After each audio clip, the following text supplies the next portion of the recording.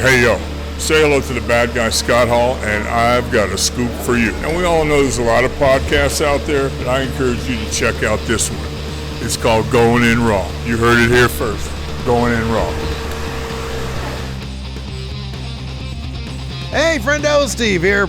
And Larson. And welcome back to Going In Raw, the only pro wrestling podcast you need to be listening to right here at youtube.com/Steven Larson.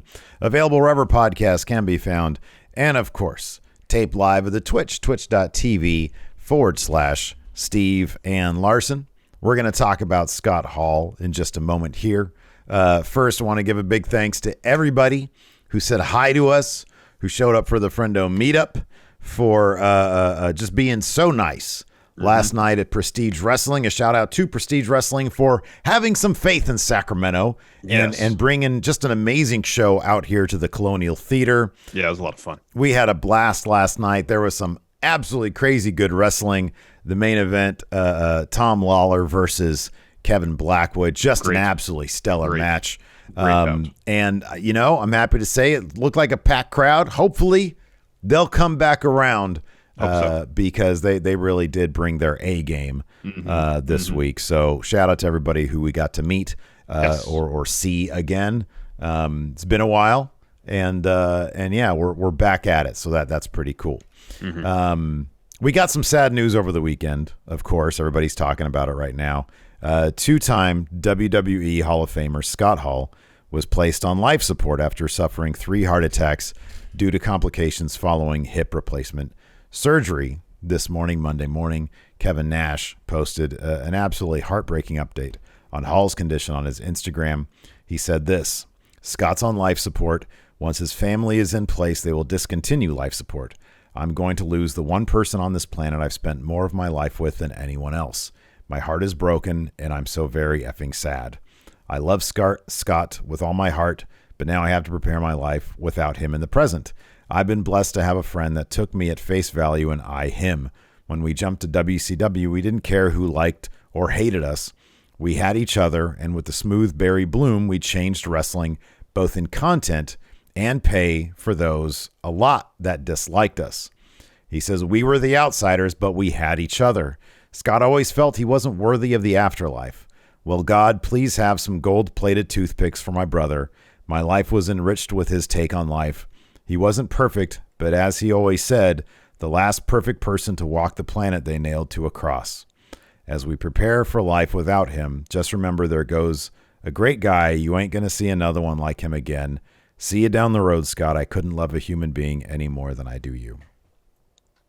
I mentioned this on a Wrestle Juice video I did today just because I had a lot of thoughts in my head about it. But he was like the guy back then when I first started watching. I started hanging out with your crew. That like he wasn't like the others. He wasn't cheesy. He wasn't like, you know, just goofy and like leathery, and he was like the cool one. He was the guy who was like, this guy's kind of real and he's kind of dangerous and he's kind of like he seems like a legit badass in this world of make believe that they stage and entertain us with. He was the guy that like we all kind of gravitated to because of that. Yep. And I'll always be grateful for that. And he sort of was one of the guys that kept me around in wrestling. And yeah, I'll always appreciate him. And like we were saying earlier, you know, obviously we'll get word when everybody else gets word. But our thoughts goes out to his family and his friends. Absolutely. I remember my dad took me to a Sacramento Kings game. I don't know, it must have been 92, 93, 94, something like that. And so we were sitting up in the second deck. And then at some point there was a break in the game and they introduced Razor Ramon, who was sitting ringside because he's promoting a show coming up at Arco Arena. And at that time, I wasn't watching wrestling really at all. They just said WWF superstar Razor Ramon. And so they showed up on the scoreboard. He stood up. I think he did this, had a toothpick through it. I'm like, who the heck is this guy? Yeah, who's this guy? If this is what wrestling is, this is pretty neat. Yeah. Because you can just tell, just pure charisma. Yeah, yeah. Just, you know, you just oozed it. You could feel it through the camera. Mm-hmm. And it really wasn't until the NWO came around with Scott and Kevin Nash that I actually really got back into wrestling. It was all because of Scott Hall and Kevin Nash that I'm probably sitting here doing this right now. Yeah, if honestly, dude, like if this was reliant, I mentioned this on Twitter also, if my attention was reliant on Hogan, Luger, Flair, I would have been like, hey, you guys are cool, but I don't know. I'll go watch some movies. I'll go back and watch my Star Trek. But because of Hall and Nash, it was like there was something different about them. And I was trying to put my finger on, like, they were the guys who there was such like a wink and a nudge with. It's like, and now we know, like, later on we find out they just had these massive contracts and they didn't have Vince. They had a guy they could lock in a broom closet in Eric Bischoff if they got pissed off. And so, like, they were the guys who would go out there and they'd always, have that sort of proverbial metaphorical wink to the camera. Like, we know this is entertainment. We know, this is entertainment, and we're going to fuck with that concept because why not? Because it's more interesting. And it was that thing that sort of, I think, kept us in it. And it was like exclusively Hall and Nash that would have that would do that thing. Yeah. And this is before, like, I knew about necessarily Shawn Michaels giving shout outs to them on Raw and stuff like that. I didn't really know about that stuff until later. Yeah. But in the moment, it was like, these guys are cool. None of the other stuff, like, it's fun, it's goofy, but none of it's really cool. They're cool. Somehow they've been able to break through the dorkiness of pro wrestling and be cool. Well, I think at WCW, they were allowed to be themselves. Yeah.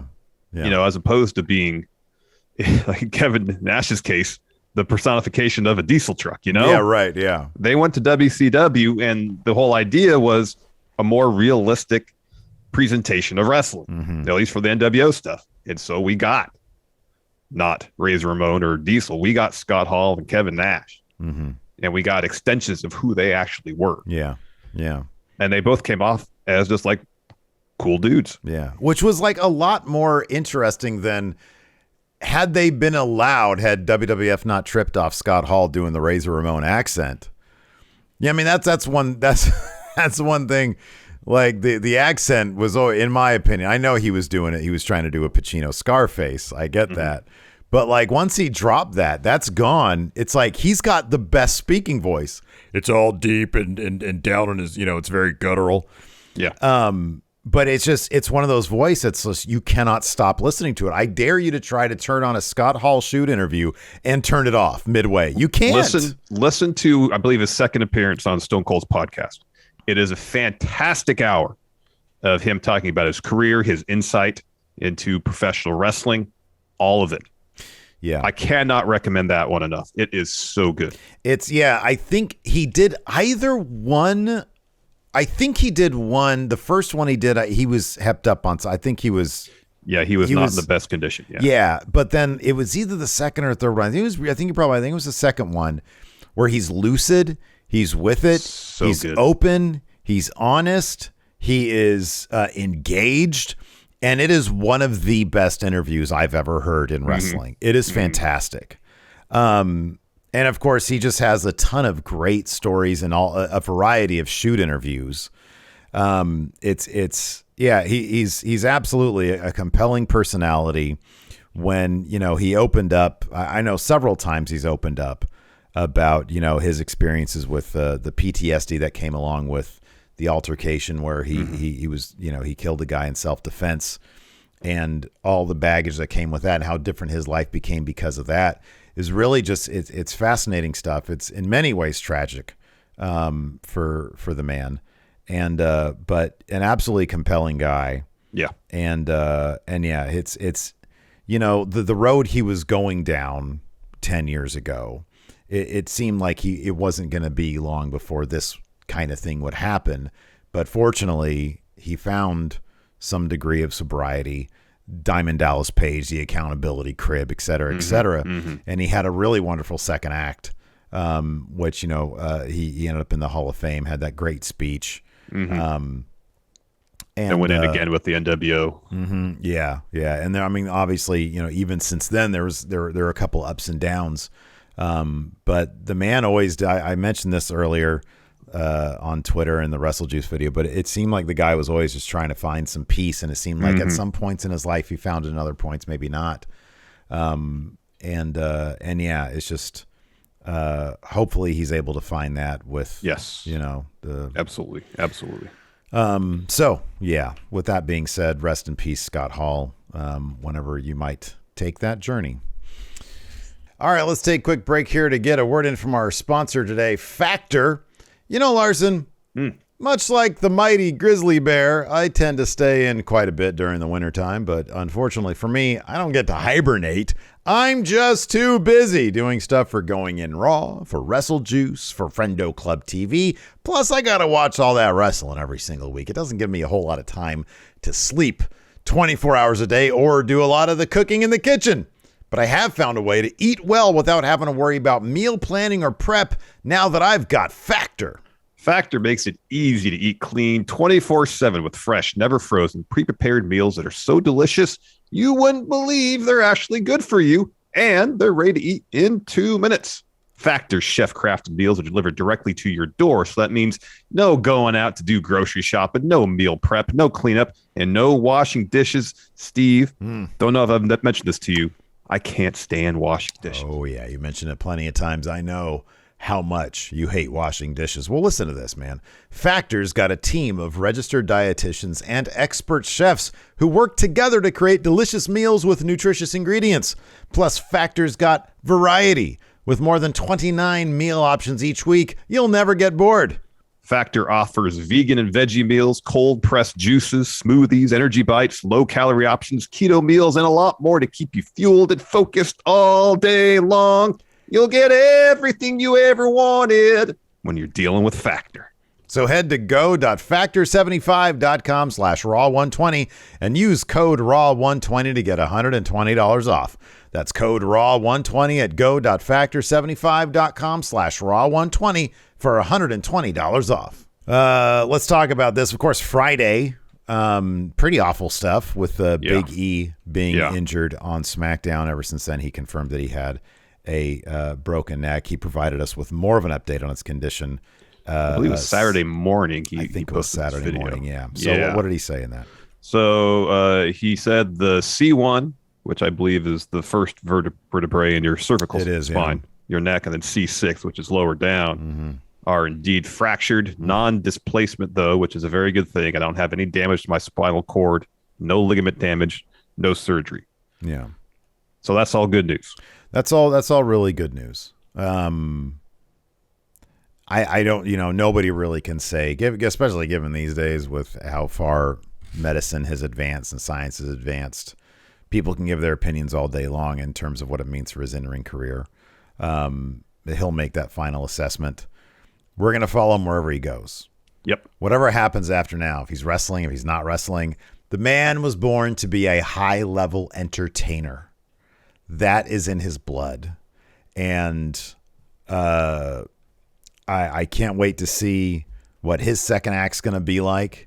Whatever it is, it's going to be wildly entertaining. But this could have been so much more tragic. It really could have. Yeah, it could have been. That C1 is nothing to mess, especially is nothing to mess with. Yeah, I know there was a sports medicine doctor that had an interview shortly after the injury, and he was saying that C1 injury is the worst to have. Yeah, absolutely. Especially if it is a displacement, because then you're talking paralysis or worse. Worse, yeah. Yeah. So, I mean, whether it's within the world of wrestling as an entertainer, a commentator, a manager, whatever, if it's outside the world of wrestling, the man is going to be a force to reckon with regardless. It's entirely possible that wrestling's holding him back anyways. You know what I mean? Like sometimes it's like, hey, you're in there doing this stuff when you could be dedicating it to something with a wider reach, more along the lines with something.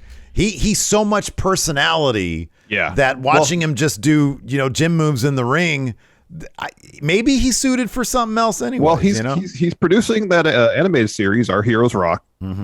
I don't know when that's scheduled to start airing. I don't know if they've actually got into production, or if they have, how far along they are. Yeah. But that could just be the first step in a larger career producing entertainment. Yeah. You know, and everything about that project sounds awesome. Mm-hmm. Yeah. So, yeah, you know, hoping for the best for Big E. And, yeah, I mean, remains to be seen what the future holds for him. But as you said, you know, he's got a wealth of talents inside and outside the wrestling ring. So, are you gonna watch the big match between him and Goldberg on what is it, the Hot Wings? Oh, Hot Ones? Yeah. Yeah, I saw a little bit of the clips. I want to watch it. Yeah. Yeah. There's some quality trash talk between the two of them while they're trying not to sweat eating spicy wings. Yeah. I can't wait. That's gonna be really good, man. That's gonna be really good. WWE announced the latest inductee into the Hall of Fame class of 2022, Sharmell. That's awesome. It is awesome. It is awesome. That's great, man. I didn't, you know, I'm trying to remember like how many years she was actually around, but every time she was on the screen, she was entertaining as hell. With King Booker. She was great, man. That's awesome. So good for her. Congratulations on being in the Hall of Fame. Yeah. Sharmell. Yes. That's great. I know Andrew Zarian said Sid was going to get inducted this year. I'm waiting that to see. fucker, if he's wrong about that one, I'll be mad. Yeah, I'll be mad too. We're gonna have some words with old Andrew Zarian with the Z-Man. I'm joking. He's great. He is great. But yeah, I mean, the disappointment would be high if this year comes and goes and Sid's not in the Hall of Fame. Gosh, could you imagine that? Eesh. After being teased with the idea that could happen. Right. Come on, put Sid in. Man, oh man. Oh my. So let's talk about this. So we got a Raw tonight in Jacksonville, right? Yeah. What? It's been about it's been almost exactly a month. Yeah. Since he announced I'm gone from AEW. Still hasn't shown up on WWE TV. What's Don't know why. significant about Jacksonville again in pro wrestling? I forget, Larson. That's basically AEW's like home. Got that right, man. Daly's place right there in the heart of Jacksonville. Yeah. The enemy's territory. Way to stick it to AEW, I guess. That's WWE's idea. I don't know. So anyways, tonight might very well be now or never for Cody showing up in WWE. Because it doesn't happen tonight, then you got, 2 weeks basically for Mania build. That might not be enough. If it's after Mania, I don't know. It kind of feels like each day that goes by, the buzz kind of wears off more and more. You know, if you wait till after Mania, it's like, all right, AEW's been just fine with a month and a half. No Cody. What's the huge deal? Yeah, right. So anyways, Dave Meltzer on the latest edition of Wrestling Observer Radio has the latest on Cody's status with WWE. These transcripts come to you from Wrestle Talk. This is what Dave had to say. Quote, on Friday, Cody Rhodes and Seth Rollins was still listed as a match at WrestleMania, but nobody knew. I'm sure some people know, but nobody knew if he was going to be there Friday or not. Or Monday or not. Sorry. Cody may know. Vince may know. But it's not like they were advertising it backstage or telling people or even creative that Cody's on the show on Monday. He may be there. He may be not. But the fact the match is still listed tells me that they, and my camera just went out, I don't know what the deal with this is, believe he's in. Whether he's signed or not, I cannot say, but obviously they believe he's in. They believe the match is still on. Fightful Select had another update as well, and is reporting that as of last weekend, at least one of AEW's executive vice presidents was of the belief that Cody had signed or will sign with WWE and that he will face Seth Rollins at WrestleMania. Fightful was also able to confirm that Cody does, in fact, have offers from multiple wrestling companies, but they haven't confirmed that he's actually signed with anyone yet.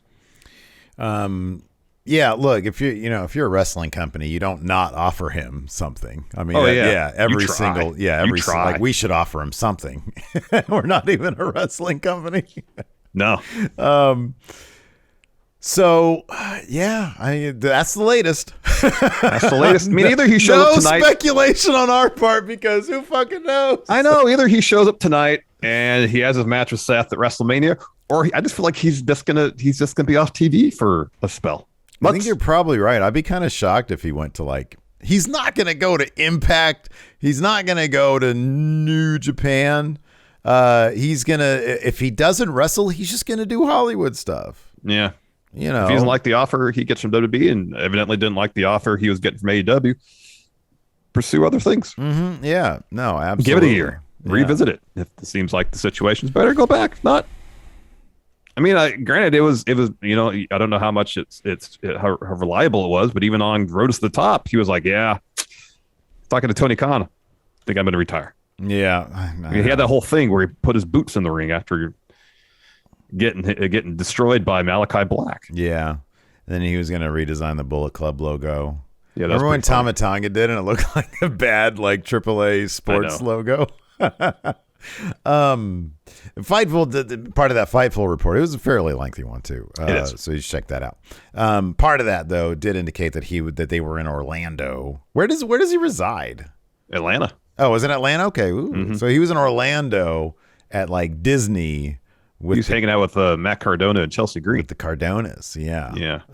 So that, you know, it's closer. If I'm not mistaken, Orlando is closer to Jacksonville than it is Atlanta. So, well, also Orlando is noteworthy because that's where the Performance Center is. There is a Performance Center there owned by WWE. Yes. Yeah. So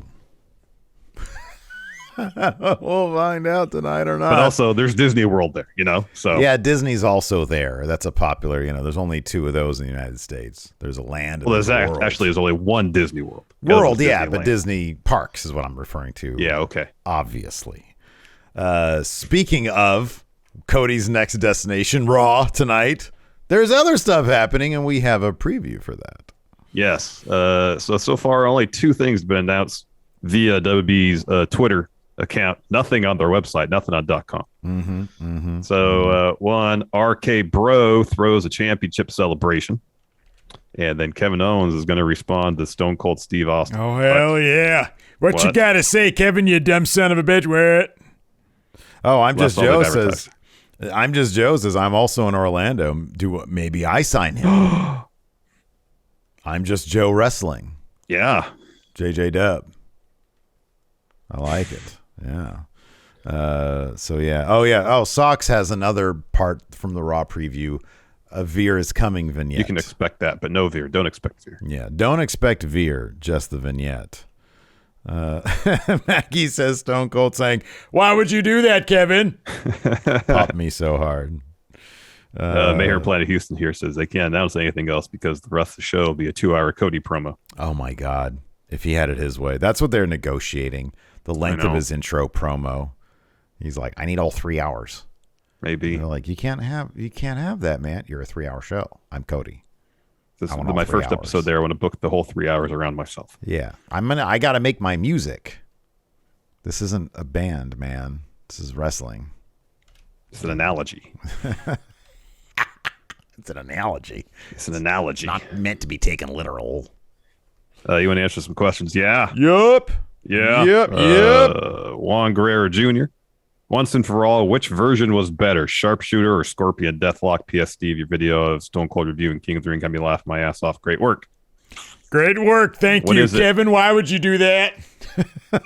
Sharpshooter, Scorpion Deathlock. Which is better? It's the Sharpshooter. It's the sharp. That dude would tap out fools. Big names left and right with the Sharpshooter, man. Here's the thing. Who did Sting ever tap out with? He had the death drop. Yeah, but I think that came about later in his career. He had the bat and the death drop. Yeah, he moved on from Scorpion Deathlock. So Sharpshooters. Mm-hmm. Whenever I see one locked on, I don't think Scorpion Deathlock. I think Sharpshooter. You think Sharpshooter. If you want to be funny, you call it a Scorpion Deathlock because it's a Sharpshooter. Sharpshooter. If you want to be silly. The Enforcer says, what's one match you love to have seen between the Outsiders in their prime and a current day tag team, and why? I would go with oh, you know, it'd be fun if you took Outsiders in their prime, and the Good Brothers like 5 years ago. Okay, that's good. Like good. Bullet Club. Yeah, I like that. Gallows and Anderson. That's good. Sort of NWO versus NWO. Yeah. I like that. Another team from the NWO, the Young Bucks. Because if we're talking about blurring lines between the kayfabe and reality, I can think of no other modern team that does that better than the Young Bucks. That's true. So I'd go with them. Didn't they have like Outsiders gear? Who had Outsiders gear? FTR had NWO gear. It's another team that'd be a lot of fun to see. That would be great. That would be great. Well, I don't know if they do that though, because they got made fun of, according to Dax.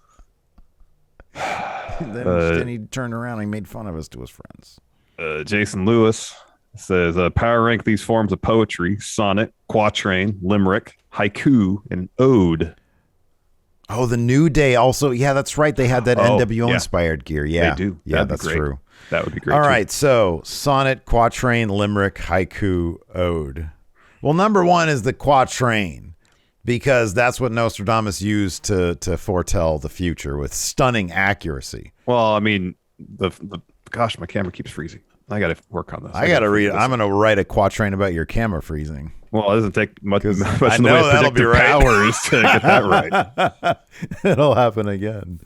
To my friend. Quatrain's number one. Limerick's number two because they're all dirty. They are. I'll put haiku 3. Yeah, I'd do that too. Yeah. And then sonnets, you got to do the meter. Fuck that. That goes last. It's too complicated. I would go ode, because the ode is like paying homage to something. Yeah, that's good. Ode to cheese. Ode to pineapple. Ode to pizza. It works for everything. Ode to my uncle. That's good. So that's good. We got the future powers. We've got wait, what's the sonnet again? Sonnet's last. Yeah, that's what Shakespeare did with you had to write at a certain meter. I hated that stuff in high school. I had to memorize a bunch of Shakespeare. I didn't care about Shakespeare until Q started quoting it to Picard. It's the only time I've ever cared about Shakespeare. I do want to check out that what is it? I think Denzel's in like Hamlet or something like that. Maybe I'm getting really mixed up. Something it's like a black and white on HBO Max. One of the Shakespeare movies. That's cool. Probably be boring as hell. I mean, Hamlet is one of the few Shakespeare plays that is actually kind of Macbeth. Macbeth. Thank you. Yeah. I don't know if I've ever seen Macbeth before. Who's in that one? Macbeth. Isn't it on HBO Max? Who's in this movie? Well, it's a Trev. Mute. You look into that. I'll read this one from B-Man here. What is your favorite Scott Hall match, moment, shoot, interview, story? How long of a title reign could he have had if he did win the big one? Favorite Scott Hall match is probably the ladder match with Shawn Michaels, WrestleMania 10. Mm-hmm. Shoot interview, as mentioned before, the Stone Cold one was great. So, I could probably pull 10 moments from that floored me. That was one of the amazing. More interesting aspects about that is how selfless as a wrestler he was. People talk about he could have been world champion. He absolutely could have been. If he stuck around WWF, it wouldn't shock me if he did become WWF world champion. He should have been WCW. Given that he had dipshit Russo with the WCW title and he never had Scott Hall with it, that's stupid. Yeah. Right. But he didn't care.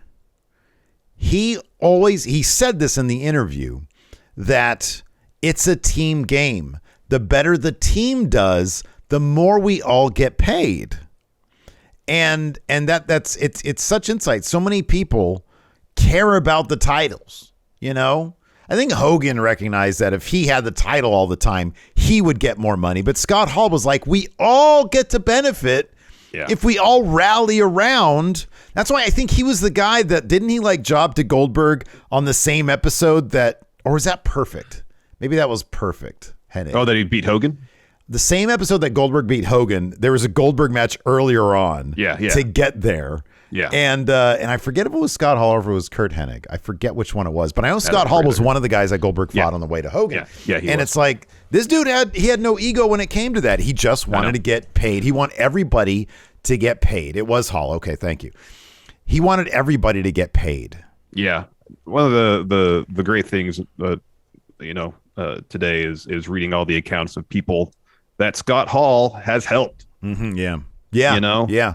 It's the circumstances aren't the best because he's on life support and but hearing people say, Scott Hall did this for me. You've been hearing stories today about how he put over Tanahashi in his early days because he took a liking to him.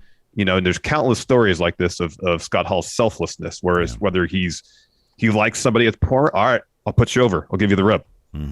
Hey, I'm on the road with this company for the weekend. Here's a younger wrestler. I'm going to help out. And it seemed like he was always there to give advice. Yeah. To talk to people about the business. Yeah. And it's pretty remarkable. It's pretty darn remarkable. Yeah. No, absolutely. Absolutely. White Brownie, if you were an NXT wrestler, which would you do? Stay on 2.0 with let's say you had the option, okay? Which is, we all know is out of the realm of possibility. But let's say you do. Stay on 2.0 with your name and your own look, but never win a title. We're all talking about Butch here.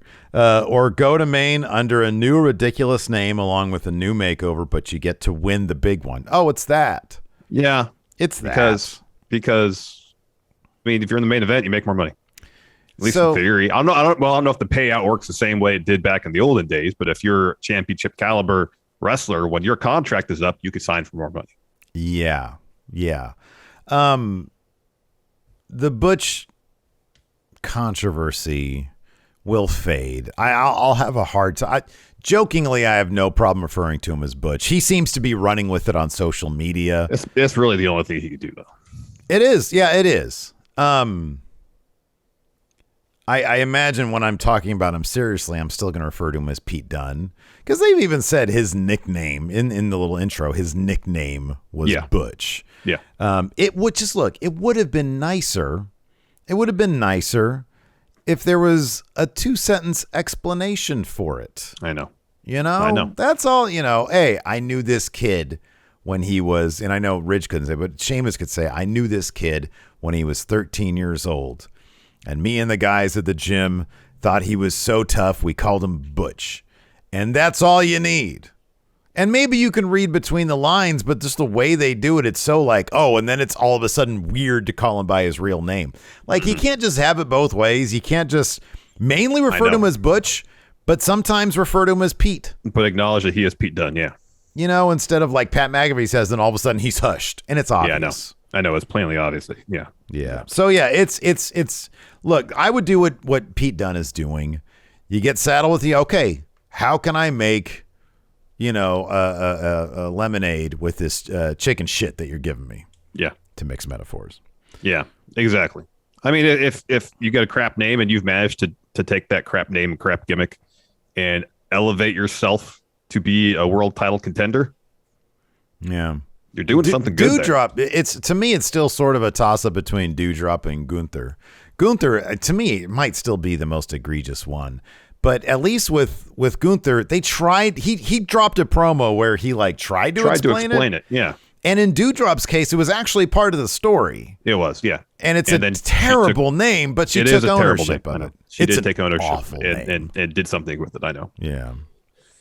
But hey, when Walter said he was Gunther, it just happened, and then it was like the following week they actually tried to explain it instead of actually building up to it. And here, is it so difficult not to and I know these are silly things, but they're kind of not. Pete Dunne was always whenever we see Pete Dunne and he's not in his wrestling attire, he's dressing very dapperish. Yeah. Why can't he just do that? Why does he have to dress like the others? I know. Like they're all a part of Peaky Blinders. Here's the thing. The one thing you want to do when you're telling a story, the thing you don't want to do is pull people out of it and start making them pay attention to the shit that they shouldn't be paying attention to. Exactly. And you can't just say shit because I know we get this in the comments. Oh, well, what does it matter? Don't pay attention. No, they did these things and it brought us out of it. Yeah. And Forrester here says, remember Rude always in his robe backstage? Yeah. The only time you'd see Bob Roode's robe in NXT was when he had a match.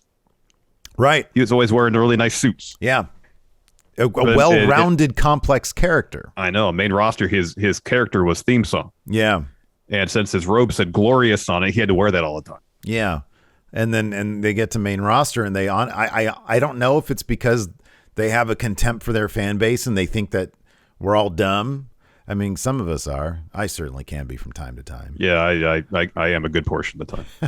But we can appreciate good storytelling. We can appreciate some effort placed in the attention to detail. And that's the thing. It's attention to detail, just a little bit of effort. If your competition is what's on Disney, what's on HBO Max, what's on whatever, there is an attention to detail in those in all that storytelling. If showrunners show up and they're lazy for one day, they're fired. I know. This is lazy. Butch is lazy. It is lazy.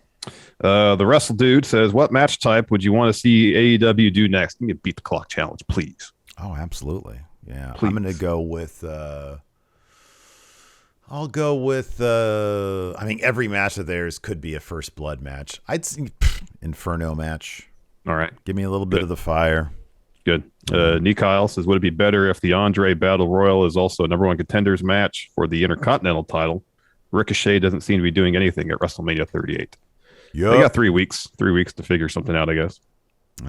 Yeah. No, I'm down for that. Make the Andre mean something. Exactly. Who won it? Did they even do one at last year's Mania? They had it on the SmackDown before. Jay won it. Yeah, you're right. Yeah, that's right. Anthony Tobias, what exactly is going on with Bullet Club? Well, they kicked out Guerrilla's Destiny. They're out. They're trimming the fat. Speaking of which, well, no, House of Torture still in. Oh, that's the future, man. That's the future. If that's the future ain't looking bright for Bullet Club. You want the updated point totals for New Japan Cup. I'm already looking forward to April. Sorry.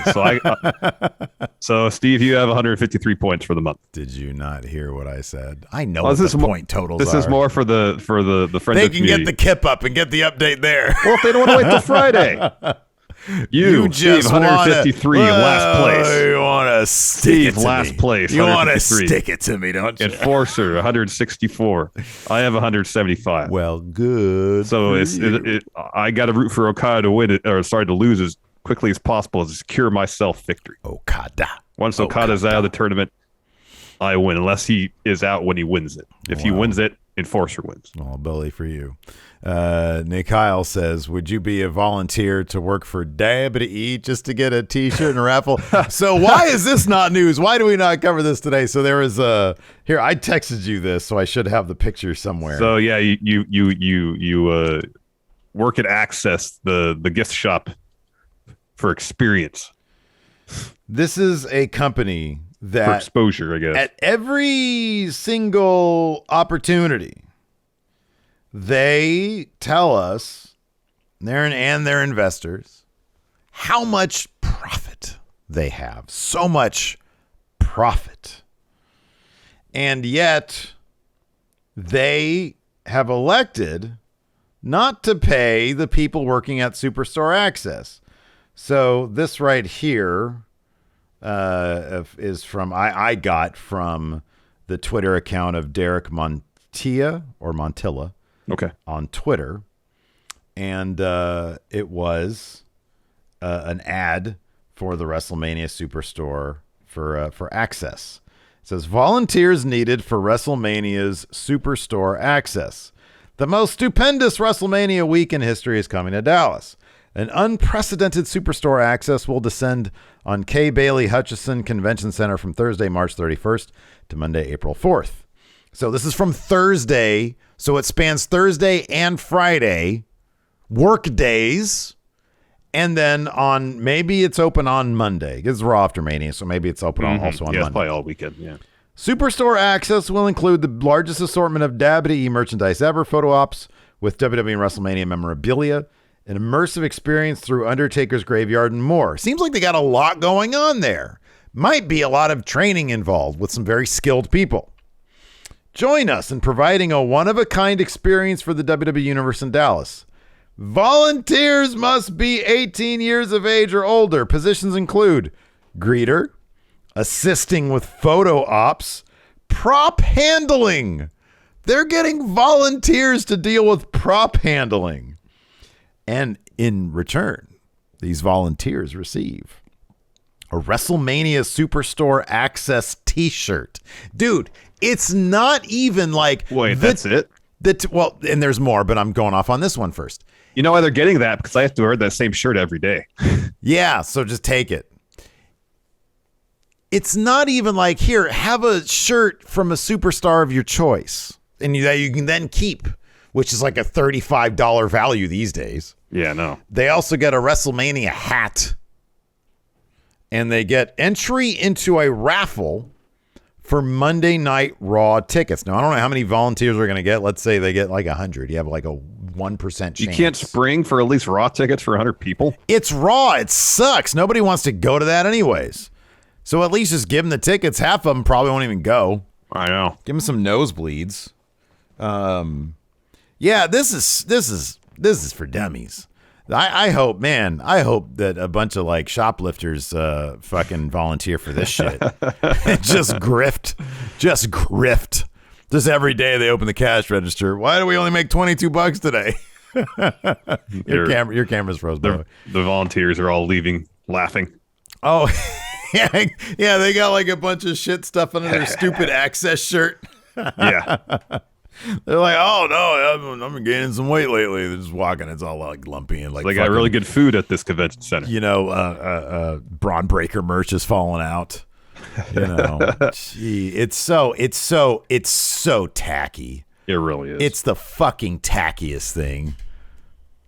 It's the tackiest fucking thing. It really is. $1 billion last year.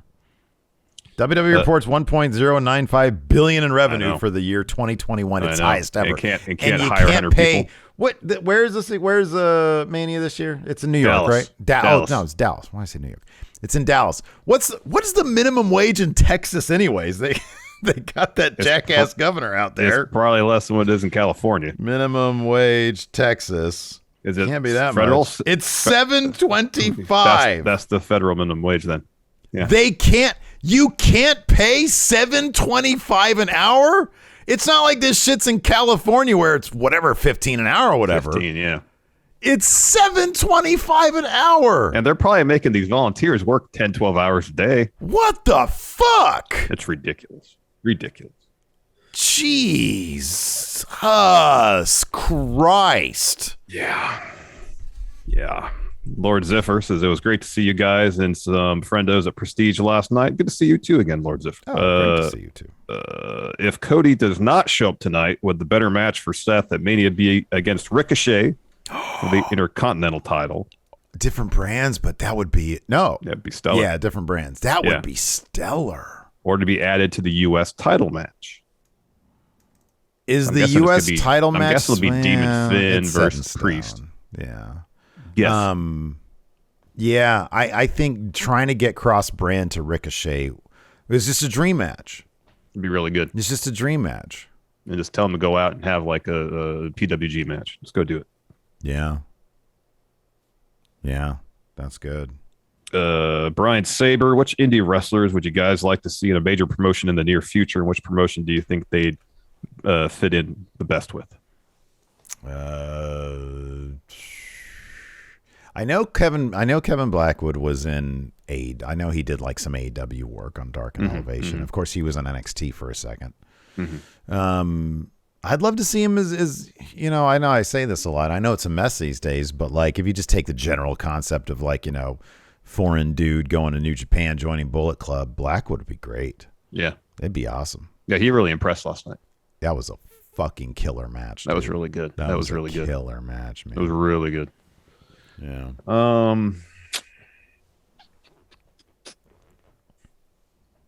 I know Jacob Fatu is signed with MLW, but man, the sky's the limit for that dude. I agree. How old is Jacob Fatu? He's got to be under 30, right?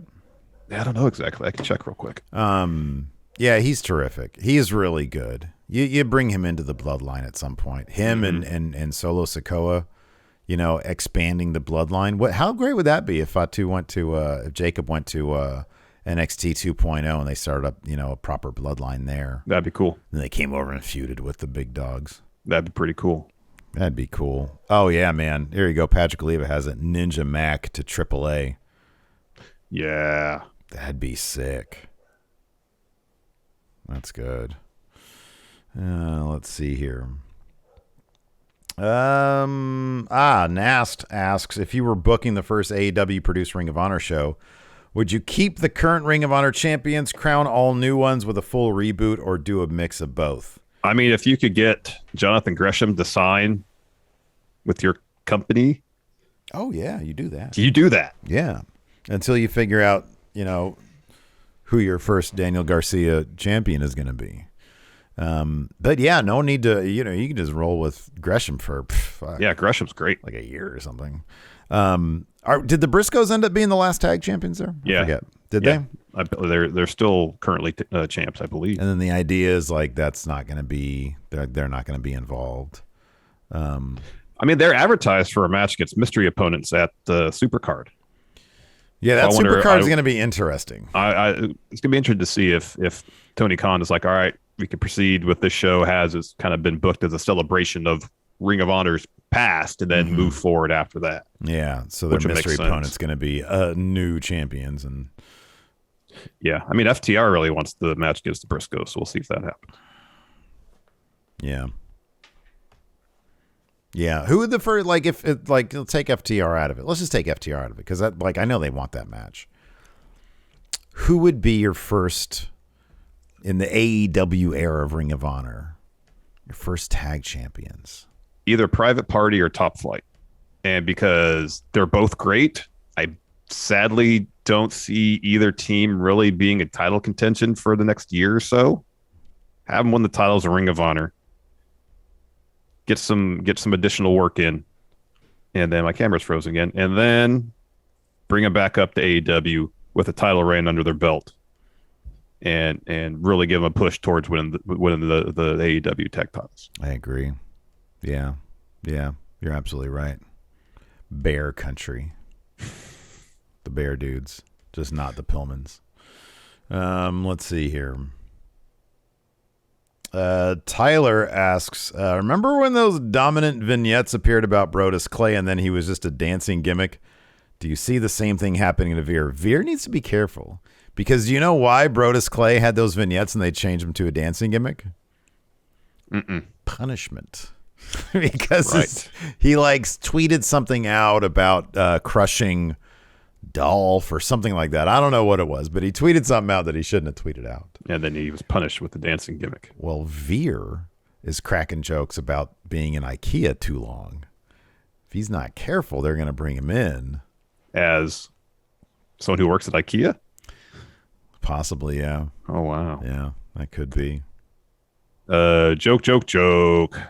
Says Chavo Guerrero recently said that while WWE controls matches too much, he feels that AEW doesn't do enough, and it feels it's bad, especially for inexperienced wrestlers, and it makes matches spot fests. Do you agree with his assessment? And do you think there is a good middle ground where wrestling companies aren't doing, or is there one that's doing it right? I'm sort of curious what. So, Tony Khan, we know, is the booker, right? He's the creative guy. He dictates. And there's producers that work under him to put the matches together. Gosh, this camera thing is really irritating. I wonder how much the audio crowd's like, why does he keep on complaining about his camera? I wonder how much input he has on hey, in this match, I'd feel like such a dummy. if I was a super rich guy and I was like, I really love wrestling. And so I'm going to go ahead and start a wrestling company and see if I can get these guys on board. And then we'll go from there, which is all that Tony Khan did. I don't know if he's ever gone to wrestling school. You know what I mean? I don't know what experience he has actually booking stuff. He does a pretty damn good job. Yeah. But yeah, I'd feel like an idiot. Hey, could you do a clothesline to him? Well, I would imagine, this is just a guess, that he has story beats he wants to hit in the stories he's trying to tell, and he probably relates that to producers, and then the producers work with the talent to make that all happen. That's just a guess. I've never been backstage at a production meeting or any of that kind of stuff for a wrestling show.